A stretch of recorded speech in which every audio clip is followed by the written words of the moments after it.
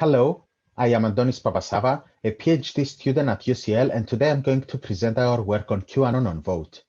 So let's quickly see the origins and history of QAnon. QAnon is a conspiracy theory that originates from posts by an anonymous user with the nickname Q. On October 28, 2017, Q posted a thread titled Calm Before the Storm on 4chan's politically incorrect board, claiming to be a government insider with Q-level security clearance. Q claimed to have read documents related to the struggle over power involving Donald Trump and Robert Mueller, the so-called Deep State, and Hillary Clinton's pedophile ring. Allegedly, the Deep State is a secret network of powerful and influential people that control policy and governments around the world. Q also claims to be a combatant in Donald Trump's crusade against the Deep State and continued dropping cryptic posts on 4chan and 8kun, giving birth to a community named after his trip code, QAnon. The community tries to decode these cryptic messages to figure out the truth about the evil intentions of the Deep State and the noble multi-front war that Donald Trump is waging. Note that QAnon is broadly defined as a super conspiracy theory, as it combines many conspiracy theories together like Pizzagate, Bill Gates creating COVID, 5G spreading COVID, and so on. Okay, so now that we have an idea of what QAnon is, let's quickly see why we should study it. QAnon followers grew a lot over the last few years via mainstream and alternative social networks. For example, QAnon adherents around the world, not only in the US, have staged protests for their beliefs. Conspiracy theories like QAnon are extremely dangerous for democracies, especially when government officials and media get involved in starting or promoting them to benefit their political agendas and interests. For instance, during the US congressional elections, about 25 candidates that expressed their support for the conspiracy appeared on ballots. From those, 2 elected House representatives publicly endorsed the QAnon movement. So QAnon is no longer an online chatter in fringe communities, as we have QAnon supporters in US Congress.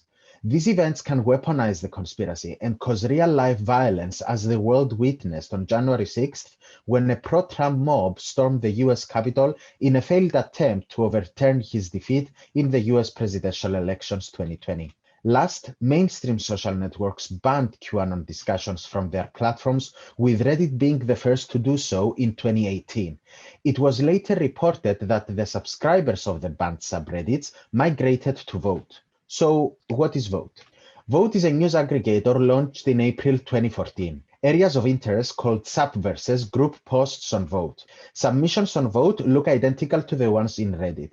Users can create a submission by posting a title or a link. Others can then comment, upvote, and downvote that submission and the comments of others. Note that new users are not allowed to post a new submission unless their comments collect a net of 10 upvotes. This is called the comment contribution point. Each subverse has a limit of 500 active submissions at a time, distributed over 20 pages. When a new submission is created, the one at the end of page 20 disappears. The disappeared submission is still reachable though, but only if one knows its direct link. It is archived and therefore new comments cannot be posted to it. Voat was shut down on December 25th last year after the founder posted on the platform that he cannot keep up anymore. Given the violent history of the movement and knowing that many radicalized followers joined Voat, we formulate the following research questions to characterize the conspiracy within Voat. We first investigate the activity of the movement on Voat. Then we detect the words and discussion topics that best describe the QAnon movement and what narratives are shared and discussed by QAnon followers. Last, we see at how toxic is the content posted on Voat subverses. Our dataset consists of the most active QAnon-focused subverse, Great Awakening. We also collect data from the most active subverses as a baseline dataset. This includes the top 4 in terms of posts from the top 10 most subscribed subverses. We started our crawler on May 28, 2020, and we stopped on October 10th of the same year. Here we show the activity of these subverses based on the number of submissions and comments posted per day. Great Awakening has the most submissions, with about 100 new submissions per day on average. The next most active subverse is News, with about 70 submissions per day. Note that Great Awakening only has 20,000 subscribers, while News has 100,000. Posting activity on Great Awakening peaks on the 2nd of July, and a manual inspection of our dataset showed that these may be related to Epstein's ex-girlfriend, Ghislaine Maxwell, being arrested by the FBI.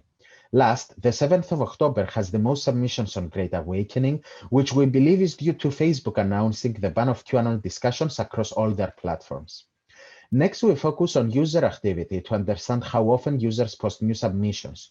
We do this to understand whether the audience of Great Awakening and Baseline Subverses consume information from specific users due to Voat's rule not allowing newcomers to post new submissions unless they have a comment contribution point above 10. Here we show the top 15 submitters and commenters of both communities and change the usernames to protect the privacy of the users. The 14,000 submissions on Great Awakening were made by only 346 users, while on the other hand, the 22,000 submissions of the Baseline Subverses were made by almost 2,000 users. The top submitter, user 1, posted almost 23% of the total submissions on Great Awakening, while the remaining submitters created only 28%. Overall, the audience of Great Awakening seems to be consuming content from a handful of users, and to a great extent from user 1. This is not the case for the submissions of the baseline dataset, though. The top 15 submitters together are only responsible for about 27% of the total submissions. Comment activity seems to be even more distributed across users. Excluding the top 15 commenters, all others posted almost 81% of the comments in Great Awakening and 92% in Baseline Subverses. Also, about 3,000 usernames overlap between the Great Awakening and the Baseline Subverses. Specifically, user 8 and user 9 are amongst the top submitters in both communities, and user 30 ranks first commenter in both communities. Next, we look at when these users registered a new account on Voat, and we plot the number of registrations per month for both Great Awakening and the Baseline Subverses. 18% of the users in our dataset registered on Voat in December 2018.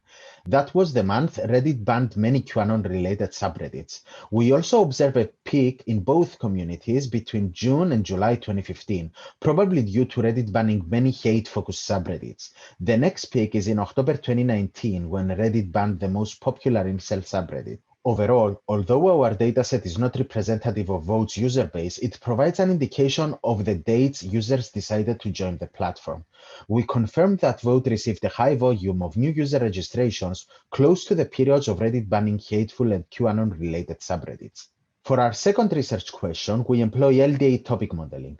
We note that we detect popular bigrams in our corpus and include them in our bag of words too. For Great Awakening, users tend to discuss the US presidential elections as suggested by words like Trump, election, Biden, and vote across many topics. Users also refer to mail ballot and voter fraud, along with posts from POTUS about CNN fake news. There are also discussions about COVID-19 pandemic like wear mask, lockdown, and big pharma. We also find a topic about the Black Lives Matter movement based on words like Black Life, Black, and Life Matter. As for the Baseline Subverses, we once again find topics including elections, coronavirus, and Black Lives Matter, but with more frequent use of hateful and controversial words. While topic modeling gives us an idea of what is being discussed, we are also interested of who is being discussed, so we detect the most popular named entities mentioned in our dataset. The 10 most popular named entities in Great Awakening include Trump, US, Biden, America, China, and the FBI. While for the Baseline Subverses, some of the top named entities are Jews, Trump, US, America, Jewish, and Jew. Overall, the discussions in both communities are related to US happenings, politics, and established organizations and institutions, with the Baseline Subverses focusing mostly on nationalities and religious or political groups, while Great Awakening discussions focus on the US and President Donald Trump. To detect the narratives that are shared and discussed by QAnon followers, we use Word2Vec. To better understand the links between the different words in our vector space, we use graph representations for better visualization. In other words, we transform the embeddings into a graph, where nodes are words and the edges are weighted by the cosine similarity between the length vectors of the nodes that the edge connects. We perform community detection on the resulting graph to understand the high-level topics that groups of words form. This is the two-hop ego network graph starting from the term QAnon. The QAnon community of words seems to be discussing the psychological operations and disinformation that the government or the evil cabal allegedly coordinates to manipulate people. The green community is discussing the conspiracy itself based on words like QAnons, believers, movement, and so on. In the purple community, we come across the divisor of the conspiracy, Q. Here, the discussion revolves around the research the community does to decode the cryptic cramps or drops that Q posts, along with the timing and the timeline of these posts. In the yellow community, we come across the predecessor of QAnon, Pizzagate, Q drop aggregators like QMap, and other social media platforms like 8kun, 4chan, Twitter, Parler, and Instagram. We plot the same graph, but this time starting from Q. Interestingly, the community of Q has terms like LARP, which stands for live action role-playing, doubts, and chill, a term to describe someone that might be hired by the government pretending to be a conspiracy follower. On the other hand, we find terms like followers and AG, a term used to describe the perfect man. This might mean that although the community is devoted to the QAnon movement, at the same time, there might be signs of chasm with regards to what the users on Great Awakening on Voat think of Q. Last, we detect how toxic the conversations in our dataset are using Google's Perspective API. The baseline subverses exhibit higher levels of toxicity and severe toxicity compared to Great Awakening. Specifically, about 40% of the posts of the baseline subverses have toxicity score greater than 0.5, while for Great Awakening, that amounts only to 23.3%. We observe similar trends for the other models, with the baseline subverses having at least 10% most posts receiving score 0.5 and higher compared to Great Awakening. This is an indication that Great Awakening is focused on the conspiracy aspects of world events and Donald Trump, while racist or hateful agendas might characterize Voat as a whole, or at least the popular general discussion subverses in our dataset. Interestingly, the level of toxicity in the baseline subverses appear to be similar to 4chan's poll. Considering that poll is known to be a highly toxic place, full of controversial content, we present evidence that Voat's most active general discussion subverses are as toxic as 4chan poll. To summarize, this work presents the first characterization of the QAnon movement on Voat. We presented the engagement of users, which was rising over the data collection period across both communities, and found that the audience of Great Awakening consumes content from a handful of users. Also, registrations peaked when Reddit banned hateful or conspiracy-related subreddits. Last, using topic modeling techniques, we show that conversations focused on world events, US politics, and Donald Trump. And finally, we provide evidence that general discussions on Voat are as toxic as the ones of 4chan's politically incorrect board. While this paper focused on Voat, QAnon discussions exist in many platforms. We are currently working on a follow-up study that examines QAnon from a cross-platform perspective. We also investigate the possibility of studies that cover a much longer period than the one presented here to show how the movement has evolved. Finally, there are real indications that the movement exhibits cult-like characteristics based on recovery stories from former adherents and emotional support communities for people whose loved ones have become followers.